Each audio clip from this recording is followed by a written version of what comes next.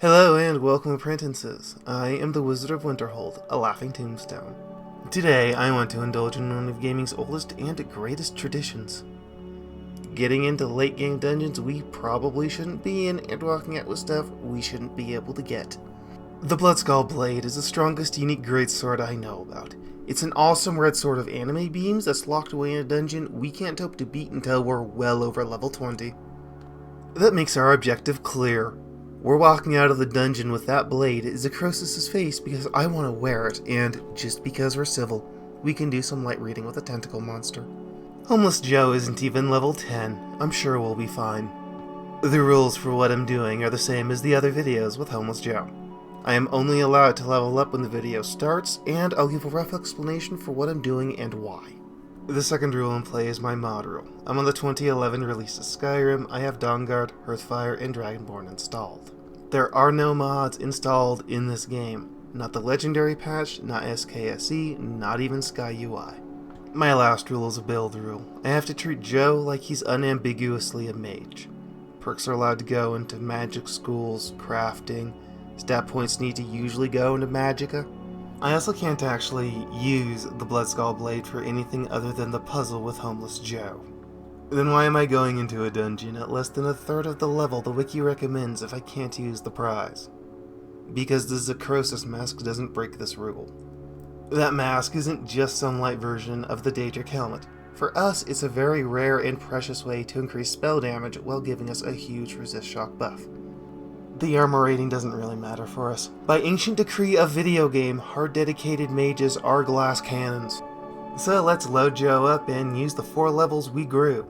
I put 3 levels worth of my stat points into magicka, and the last level went into health. Don't stop growing health just because you're a mage. You still need a bit of natural health or everything in the game will one-shot you. I'm dumping as many perks into alchemy as I can, and then I can find a few to spare for the rest of my perk trees. I take Novice Destruction and Novice Conjuration to open up more perks than anything. Since I know I'm just growing my Mage Rage potions, and Joe just harvested a fresh crop, I'm off to sell anything weaker than my best. Falkreath's Alchemist is Grave Concoction, so that's my next stop. I can't even sell all the potions I want to, because the shopkeeper doesn't have enough gold. When I leave the shop to sell more, I find some cultists that want to turn Homeless Joe into a puddle of burnt Java. I went through the power of luck. Both cultists that came to let me know their bosses around conjured flame atronachs for me. I've watched this footage a few times now, I'm still not too sure why this infighting started. There must have been a few stray firebolts that got in the wrong places because this cult had started to end with sparks on an atronach. And that's when the real fun started. Since I'm looking at a group of 4 spellcasters, I know none of them like shock magic too much, which is why I got the storm atronach out. The first one got clocked by a chain lightning rebound and flew to the other side of the fence my atronach was behind. The second one went down to a surprise guest. This is rare footage of the city guard doing their job. They stopped the people who attacked me for no reason in broad daylight. I'm assuming a stray fireball hit someone. The guards return to their usual level of competence as soon as they can. Sure, I can do the criminal investigation for the guards. I found a formal invitation to light Mirek on fire and take down his entire cult. Joe isn't quite strong enough for that right now, but I can stuff one of his subordinates from the Dragon Age into a rock. Before we head off, I'm still selling potions, so it's time to give Lucian his claw back and sell him the rest of the potions I couldn't sell in Falkreath. Then we're off to Azura's shrine so I can dismiss my follower. Yes, she's surprisingly competent, but I don't expect her to sneak around all too well. I'm not trying to clear out Bloodskal, I'm going in there for the best loot in the place and nothing else. We want a glass greatsword of anime beams, Zahkriisos' face, a word from a chanting wall, and a thick book that likes us too much. I just need to put away the dragon bones I'm still carrying around in one of the wardrobes the college provided, one of the ones that goes into another universe. How else does one stuff an entire dragon into that delicate wooden box? I also went through and picked out the ingredients looking for stuff with invisibility. Joe has never been to Windhelm, and Winterhold doesn't have a carriage, so we're doing this the hard way. We just need to follow the main road until we find Stillborn Cave. I can't suggest going in at low levels, but it still makes a good point of reference for a nice, easy way around Fort Castaff. Even if you can't name it, I'm sure you remember the fort that just has a couple of bosses in the middle of the road. You never need to interact with this fort again. However, it wouldn't be right for me to show you the way around this without showing you the way through it. Homeless Joe just needs to hide and use his staff to conjure an Atronach somewhere the necromancers living in the fort will notice it. The middle of the fort will do. Storm Atronachs are your best answer to any mage. They're immune to shock damage and go a very long way to stop other mages from casting. Even if my Atronach does fall, it doesn't matter. The first one did a lot of work and the second one finished the job.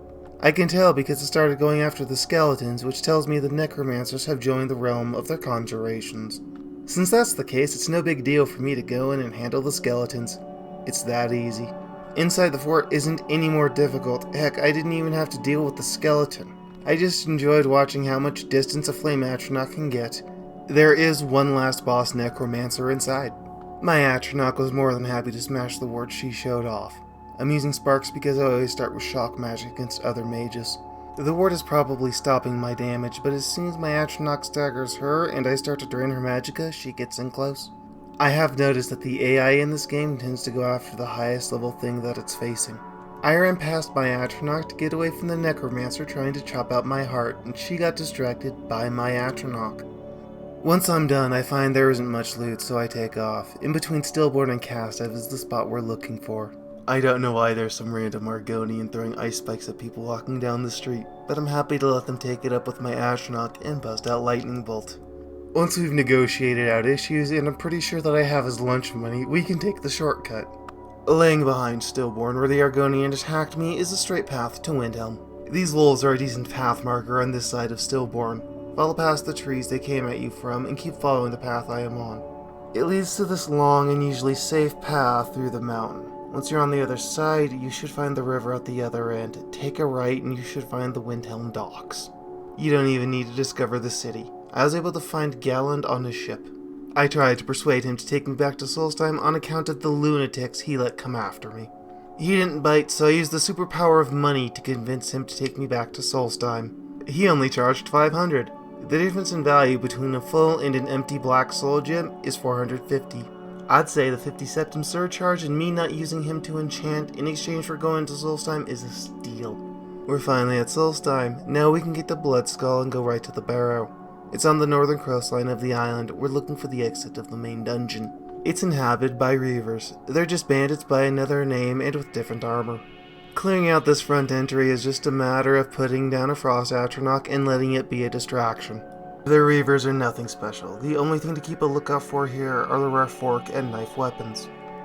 Once inside, we just need to let our Atronach deal with this first Reaver, then we can move on to the Reaver Lord and his buddy. This isn't a hard fight. The Reaver is using spells, so I shut that down and give the Atronach an easy fight. Once everything is done, I move the bodies over the flames so the next Reavers have to figure out what to do with it if they want to eat. Once I'm done, I loot the place and take off. I need to have a chat with Ravenrock's blacksmith and then we can enter the local mine. Glover wants his pickaxe back, and Crucius just happens to be the next quest giver we need to talk to anyway. This is not the only guy that's just getting this pickaxe now, so you can get the Starm in the Barrow. I just make whatever invisibility potions I can at this alchemy lab, and then we're ready. Once I'm done, I can enter Ravenrock Mine. We're finally ready for the fun part. We just need to have a chat with Crucius to start the quest involving his great-grandfather. It is required that you start this quest or you will not have the key that you need to open the door at the bottom of the mine. The mine isn't all that dangerous really, it's just a few frostbite spiders and a skeever. If you're having trouble with this part, you may want to think about turning back now. Once we're at the bottom and have the East Empire pendant from the Strongbox, we can enter Bloodskal using the key Crucius gave us. Before we enter the dungeon and start sneaking around Draugr, I want to give you this warning. You will want the staves to conjure Atronachs before you enter, or you won't be able to defeat the boss and claim his mask. I went into this dungeon with a character approaching level 50 and I didn't find any trace of Draugr. I don't know if Zahkriisos will still be here if you finish the quest without defeating him. If you do that, you do so at your own risk. Here's a card for the video I made about how to get these important tools. I don't know how to do this without them. I found 3 differently named Draugr in the first room Draugr are able to appear. one of which took down my Frost Atronach all on its own. The Draugr aren't going to drop anything spectacular, so I sneak past them. I've never had the powerful Draugr on the right or the weak one on the left wake up when I've been sneaking through the middle of the room. Do not run in this room. The strongest one is also the closest one to the spike trap. The next room has light about as subtle as the sun and a few Draugr that are obviously resting. Oddly enough, they seem to be content to remain that way if you're trying not to be noticed. The one to worry about is the one guarding the closed... What? Why is that door open? I made my potions expecting that door to be closed, but there seems to be a bug that's opening it when I turn the corner of this room. I don't understand what's happening, but I still drink a potion and run for the other end of the room. I open the door on the other side and hide like the thief coward I am. Once I know the Draugr aren't looking for me anymore, I close the door to the arena and mind the stallroom in peace. The alchemy lab and the ingredients around it let me make a couple more invisibility potions. The hallway to the next room is trapped. I was able to disarm these traps once, but this one kept taking me down every time after that. Eventually, I just used Whirlwind Sprint to go past the trap and hit from the Draugr with the ebony axe. Yes, it was easier to avoid the overpowered boss than it was to avoid a couple of traps. For this next room, we have no fewer than 3 high-powered Draugr waiting for us. Right now, all we're trying to do is get to the next room. We don't care about the stallroom hidden behind the waterfall. I'm not going anywhere near it. Here, we need to finesse our way to a handle that 3 powerful undead are guarding. We need to climb the stairs to our right, turn around, and shout to get to the next platform. Once we think we can make it, we run into the next room and hide from the undead trying to eat us. All I can do now is hide under the stairs like the hero I am. I can then go into the other part of this room once everything that wants to eat me is gone. There's a soul gem powering a trap I can disarm with a well-placed arrow and find that my reward is an ice spike dome. Once we're done looting this room, we need to continue on the upper floor just past the trap crystal. If we can get to the other side of this bridge, we're done hiding from the Draugr. Across the bridge, we find a room filled with pressure plates and poison darts. Don't be tempted by the door you can see on the other side of the hall. It's a trap with almost nothing. The hidden way to take is on the left-hand side when you arrive. In that hidden room, we find our prize, Gratian's body, the Bloodskal blade, and his journal. This quest does not have a level requirement. You can walk in at the start of the game and do this. Once we've put the blade on for style points, we just need to power attack with it to get out. The anime style beams just need to make contact with the glowing red spots and they'll open up for you. Don't worry about messing with the blade, there are no limits to how many times the enchantment may be used. Once we solve the puzzle, it opens a hallway full of swinging blades. All we can do is try to get to the end of the hallway and find the lever at the end. That lever will open up the boss room to allow you to fight Zahkriisos. If you're at a low level, do not go after the boss, he will one-shot you immediately. This is why we have the Staff of the Storm Atronach. There's a major flaw with his combat style that we can exploit. He has 50% shock resistance. My Atronach is entirely immune and at a decent level for this dungeon. As you can tell, Zahkriisos can put himself into a corner and the Storm Atronach can just take advantage. He isn't a threat to the Atronach. I've had these things chase Zahkriisos around like he called their mother a small pebble. Once we know we've gotten lunch money and a centuries-old relic to replace my face, we can claim our final prize. I want to get what's in that black book. I just read it and it's apparently infected with magical tentacles.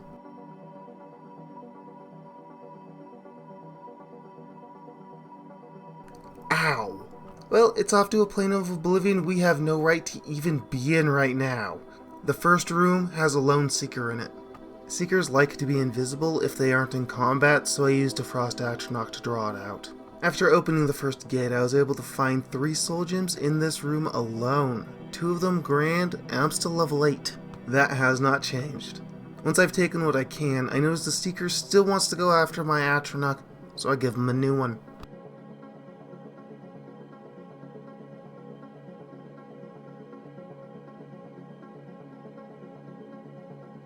Once I think the Atronach has their attention, I run down the hall past the Seekers to find myself in a new room. With a lurker, no, things did not get better. My Frost Atronach is a powerful beast, but even it cannot defeat a lurker.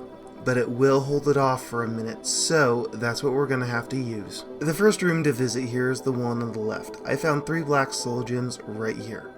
I was happy with my haul and moved to activate the scryer to progress. I don't know what condition my Atronach is in, and it doesn't really matter. I'm putting a new one down anyway just to be safe.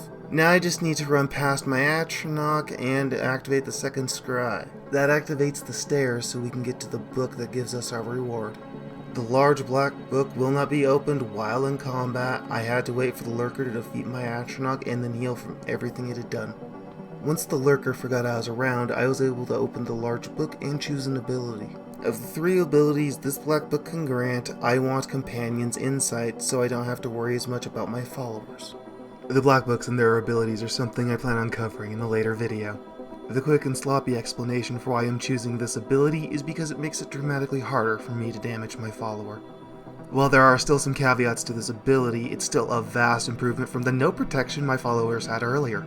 When I'm done, I just need to stand up and read the book again to find ourselves back in the room we came from. I checked around and found an ebony shield in the last chest of the dungeon. I didn't think chests could spawn ebony at this low a level. I don't know if this is a bug or the area I'm in. As far as I know, I shouldn't be able to find ebony quite yet.